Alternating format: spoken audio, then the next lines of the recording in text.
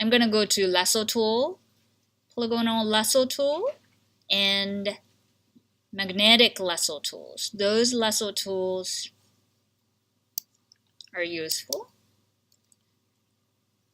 The lasso tool is a really hand-free type of tool, freehand type of tool, and if you are looking for a really clean selection, it's probably a very difficult tool to work with. If you are doing really rough selection, lasso tool is a good one, but I wouldn't use that if you are looking for something nice and straight lines. If you're looking for straight lines, Polygonal Lasso Tool, the second one, in the middle one, would be a nice one. You can just look at this for a demo first. You don't have to follow. Let's take a look at it first. So the second one, and I have a straight line that is the frame of the door. I will select that. If you click, this line comes out. It gets really crazy, but until you click somewhere else, it's free. So you start from the edge of the place. It's a straight line. So I'm gonna go to a next edge, which is here, click. And then I move slightly, click. And then I'll go top. I'll come over here and click. So every time I'm coming over to this 90-degree edges, I'm clicking. Click, click, click. I'm gonna go inside. And I'll click inside, click, and click, click. The very end of the selection, when I come over to the end, notice that my cursor, as soon as I overlap where I started the selection, my cursor has that circle on the bottom left, the right side. If I click with that mark on, that means that I'm finishing the selection. And this becomes a selection. And then I can do a same adjustment. I'm going to go to curves this time. We use the levels enough, so I'm going to go to curves, click onto that. Same thing, it has a levels in the background, histogram in the background, that has the same thing that you see in the levels adjustments. This is the midtone. You can grab the midtone and then make it lighter or darker, lighter or darker. I'm going to make it slightly darker. And you can do red, green, blue channels to mix and add some colors too, as you did it with the levels adjustment layer.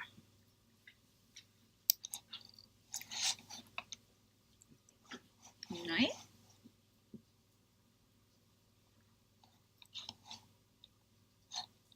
Let's work on this one together with the Polygonal Lasso Tool.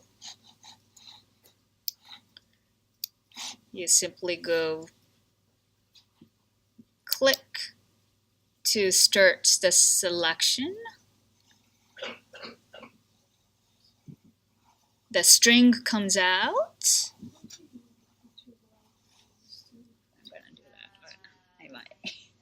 Command and a plus, command and a minus. If you space bar will give you the hand and then go up and down. Yeah.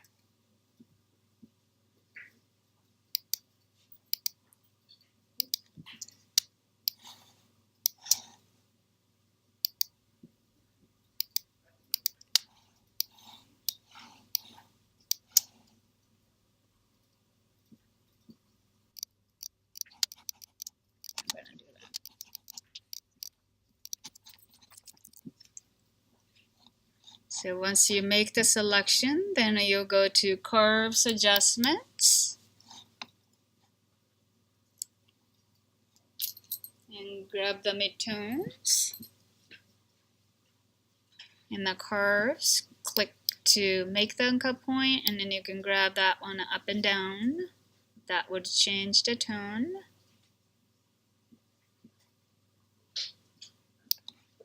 And start adding the colors.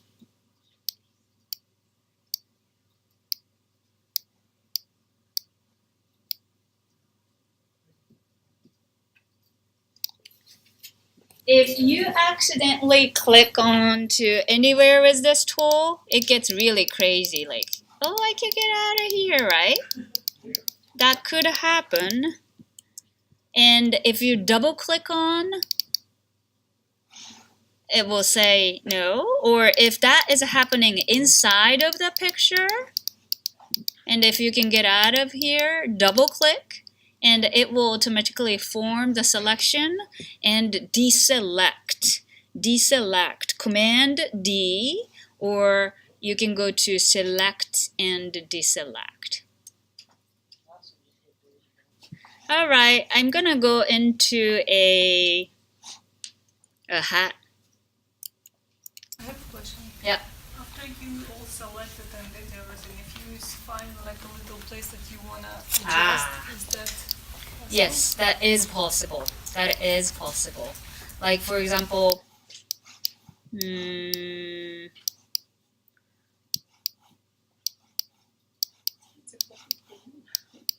okay, here. Say I'm getting, well, it looks pretty good overall, but I'm getting really close, and then I'm finding this line, just a little line. Being a perfectionist is a good thing when you do this selection and coloring too. And take a look at this. The curves, this door frame. So door frame has a adjustment layer with the mask. Right now, adjustment layer is highlighted. That's why you see the curves adjustment layer in the property. If you click on the mask, then my property will show information about mask. You can feather the mask, by the way, soften the edge by feathering the mask. You can change the density, and I'll go to other areas later on. But as long as you are selecting the mask, you can adjust the mask by using the brush tool. Brush tool. This brush, the white area in the mask is the area that has red, by the way, in my picture. Okay? And the black area doesn't have anything on it. This is the mask.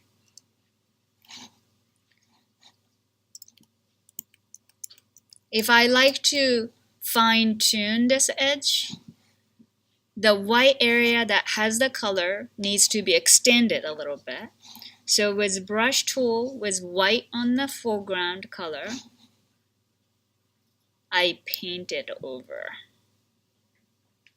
It's so subtle that you may not see it. If I make a mistake and then go whoops, then it bleeds out. That is where the red should be, but I don't want the red outside.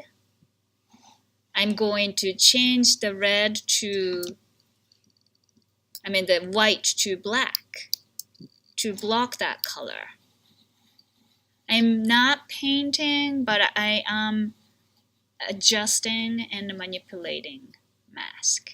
I'm gonna go over more to this concept of mask next week, but if you like to fine-tune it, you will need to select the mask, grab the brush tool.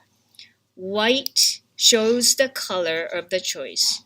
Black will hide the choice of the color. Like if I come over here, I lose the color because I'm manipulating the mask to hide that red. If I change this to white, I'm clicking onto this cursor. It's like this will change it. Or X on the keyboard will switch the colors. If I have white, and if I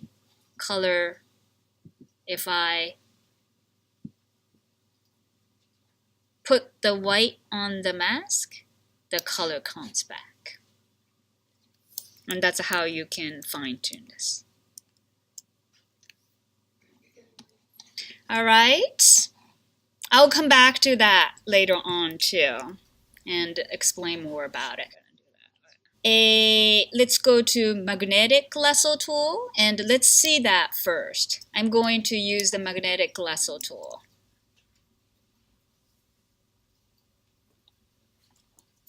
This has a little more to it if you look at the options bar.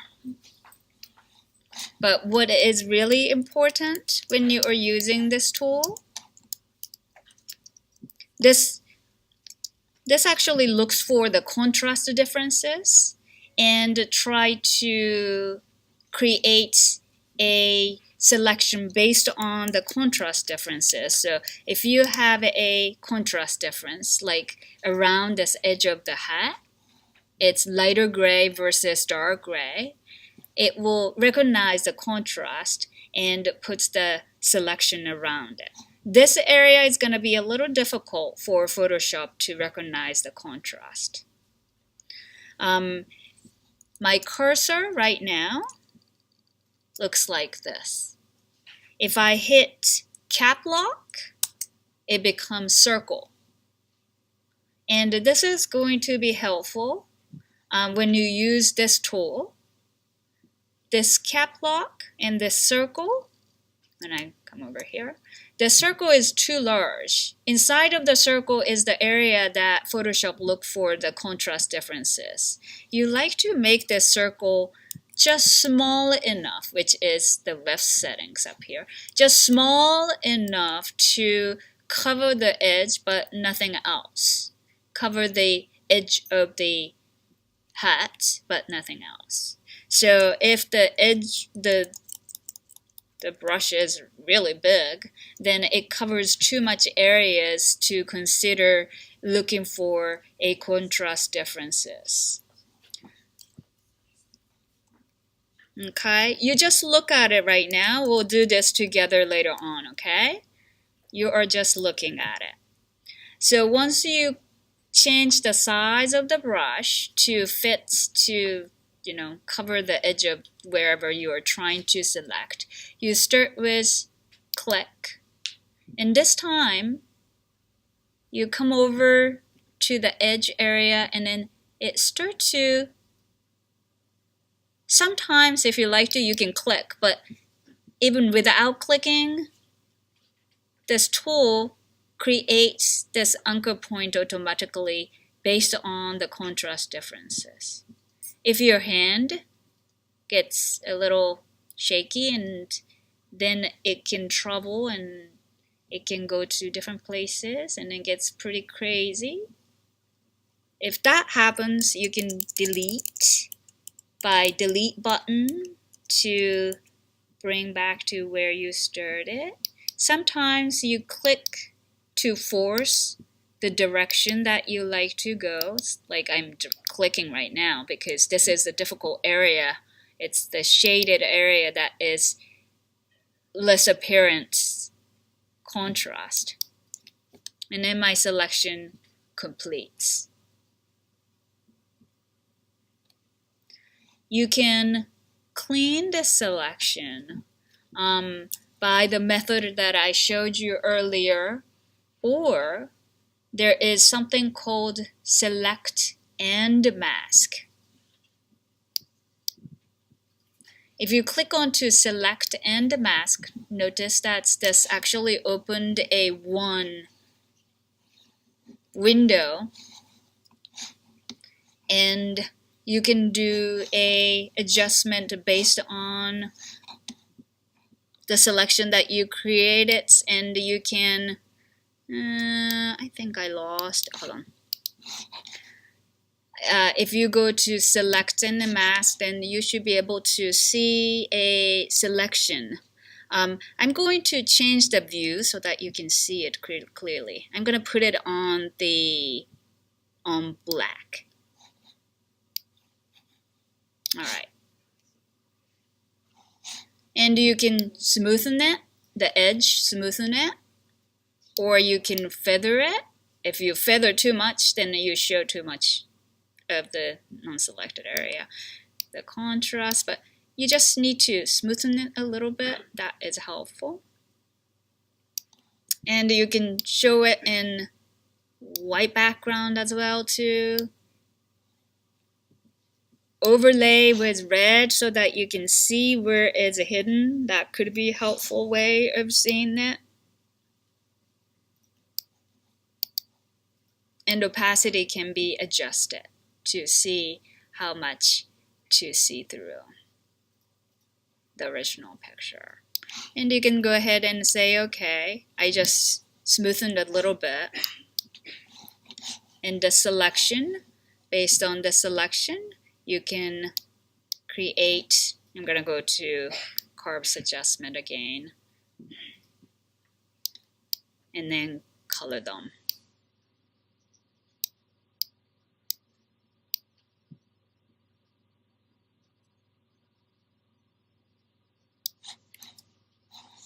All right, let's try this together. So that was a magnetic lasso tool.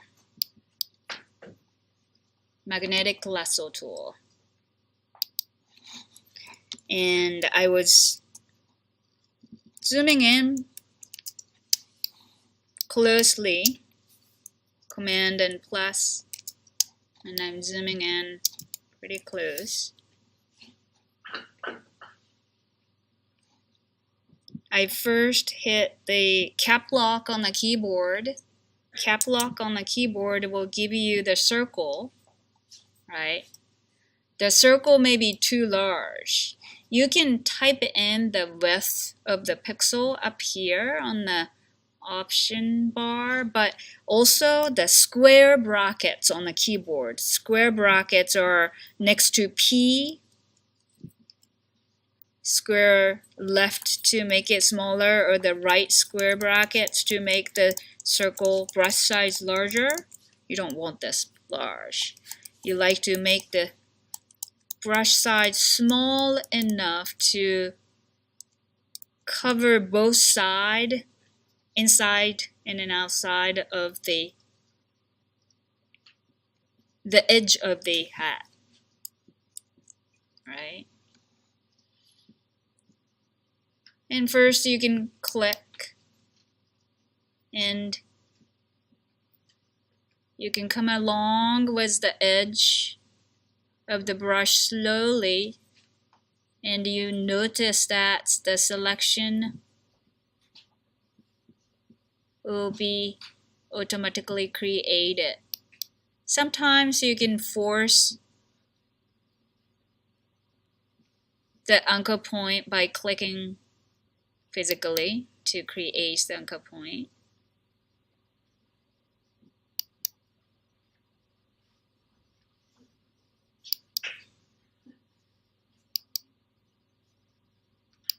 The shadow area may be very difficult for Photoshop to find the edge because it doesn't really have a lot of contrast.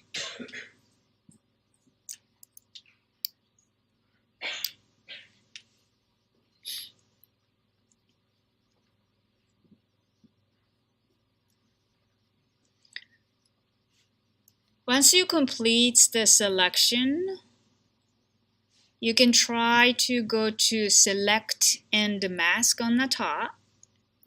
Select and mask on the top. If you click onto that,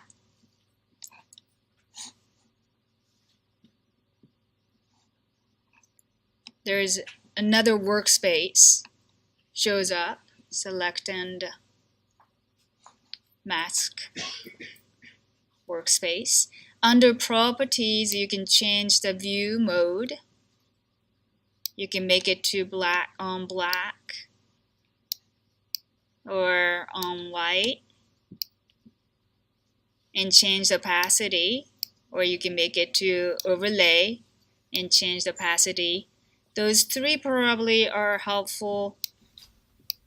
Would you go back over that last part again? You go to select and mask.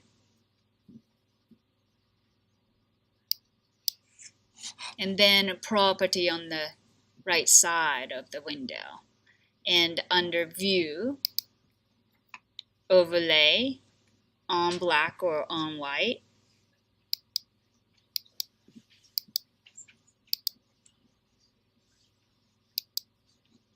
On white maybe also go to.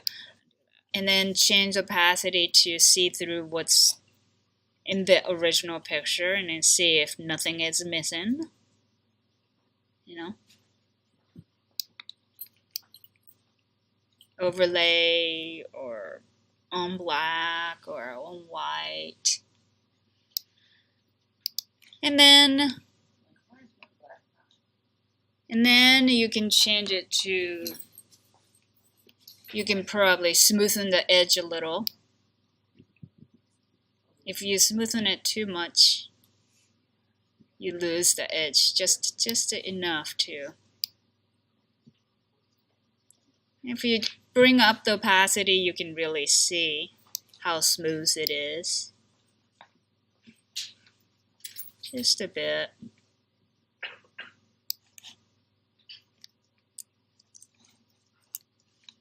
And once your selection looks pretty good, then you can say OK.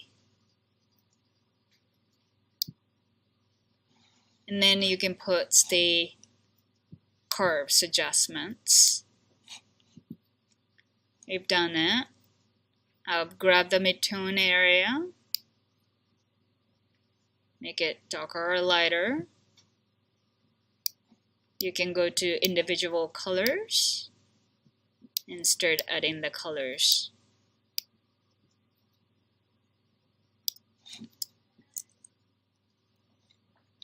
You can try to do the same thing to the jacket on the coat, some kind of coat or this jacket on the wall too, using the same tool,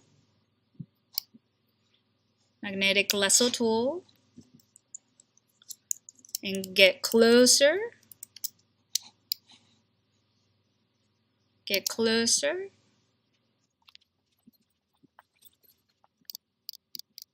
You might have some. Yeah, this is.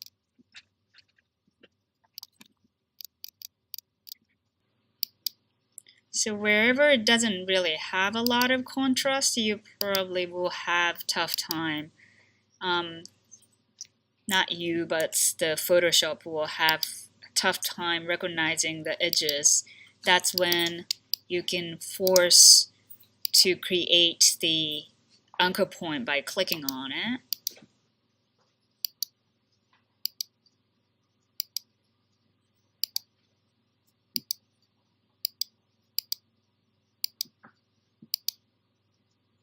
And if the shape becomes rough, then you can always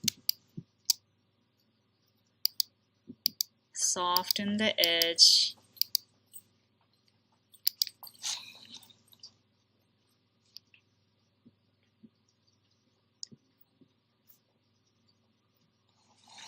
By going to select and mask. Select and mask will let you smoothen the edge. After we're done with coloring the jacket, let's take a short break and then come back and we'll continue finishing the coloring a little bit more. So after color the jacket, let's take a break. Come back in 10. We'll start in 5:30. Definitely. If you can come back earlier, that's great too.